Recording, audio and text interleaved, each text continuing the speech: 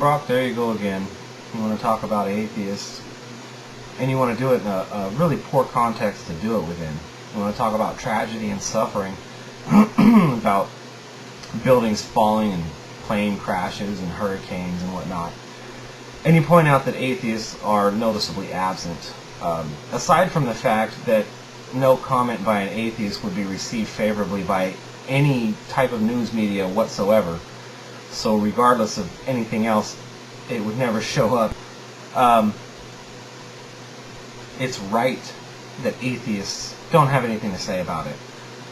It's a poor tactic to take somebody's personal suffering and then use it to try and convert them to your belief system, deconvert them from a belief system.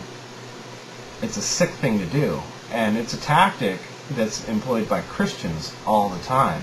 When my grandma died, I was inundated with tracts, letters, and prayers, all attempting to feed on my personal suffering to get me to convert. So if you want to talk about poor tactics, that's what you should be talking about.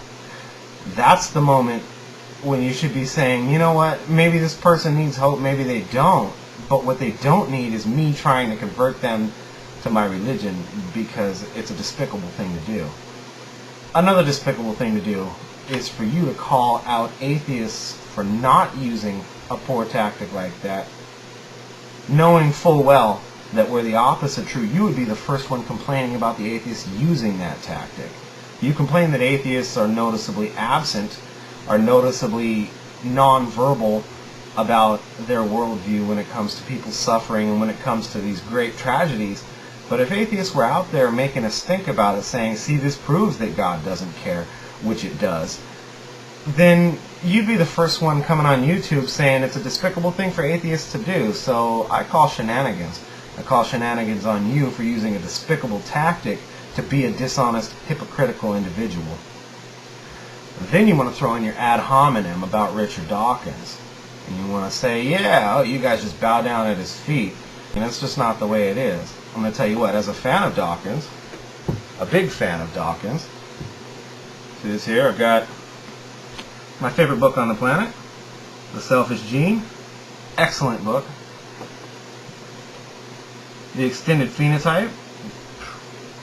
That's the companion to The Selfish Gene. I'm still reading it, so I can't say it's necessarily an excellent book, but so far it's pretty good.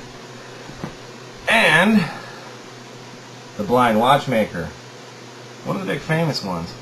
The funny thing about that is, of the three, this is my least favorite.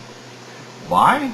Because Dawkins, being an excellent biologist, I'm very interested in biology. In fact, I'm currently studying biology, but he's an excellent biologist, and he's got a lot of really good things to say, and he's really expanded my view of how biology works and whatnot.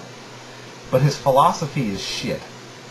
So you want to talk about how we all line up to worship at Dawkins' feet, when, quite frankly, I couldn't care less what he has to say about God, spirituality, atheism, or any of that stuff, because I think his philosophies are weak at best. So before you go off spouting what you don't know what you're talking about, you should probably get a little bit of an education. And quite frankly, it's pretty despicable of you to make the statements that you made in that video.